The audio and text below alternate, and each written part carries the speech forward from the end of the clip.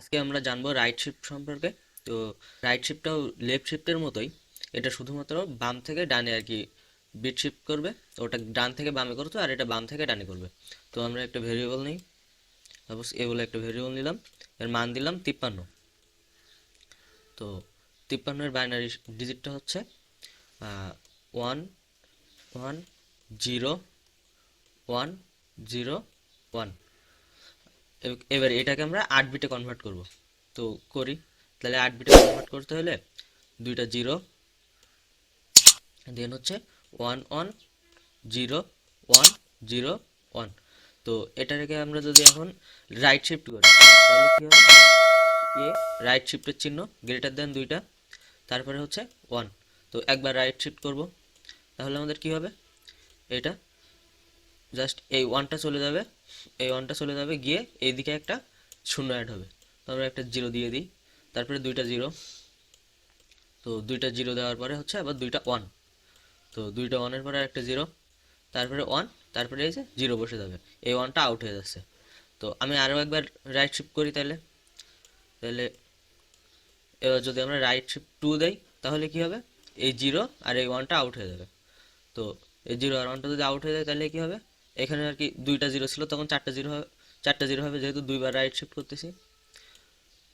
1 1 0 1, এই দুইটা আউট হয়ে যাইতেছে, আর এখানে দুইটা জিরো অ্যাড হইতেছে, তাহলে আমাদের মেইন এটা আসতেছে ডাবল জিরো, আবার হচ্ছে ডাবল জিরো, ডাবল ওয়ান, তারপরে 0 1।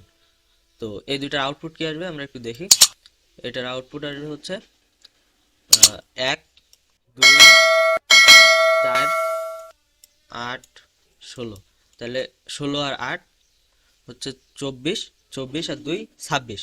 এটার আউটপুট আসবে 26, এবং এটার আউটপুট আসবে হচ্ছে আমাদের 1 2 4 8। এটার আউটপুট আসবে 8 আর 4 12 আর 1 13। তো এটা 26 আর এটার 13। তো আমরা প্র্যাকটিক্যালি একটু দেখি জিনিসটা। তো আমরা মেইন স্ট্রাকচারটা লিখে নিয়েছি, এখন একটা ভেরিয়েবল ডিক্লেয়ার করি ইন্টিজার, এটার মান দিলাম 53। তো এখন আমরা প্রিন্ট করব, প্রিন্টএফ হচ্ছে %d, কমা আমাদের এ এর রাইট শিফট হবে একবার। তো রাইট শিফট করলাম একবার, দেন আমরা প্রোগ্রামটা রান করি, দেখি এরর দেখা যাচ্ছে। সরি, এখানে এ ইকুয়াল 53 আর কি।